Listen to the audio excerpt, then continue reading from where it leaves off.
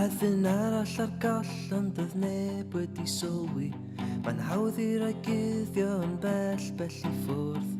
Tu mewn roedd cymyl a fi ar y gorwel wedi cyrraedd yn barod i wylo. Ac mae pobl yn greulon pob dydd ar ei hynt, heb sylwi ar effaith y teimlad. Mae calon cymdeithas sydd ddim yn cysylltu yn amlwg i weld mae'n dyferu.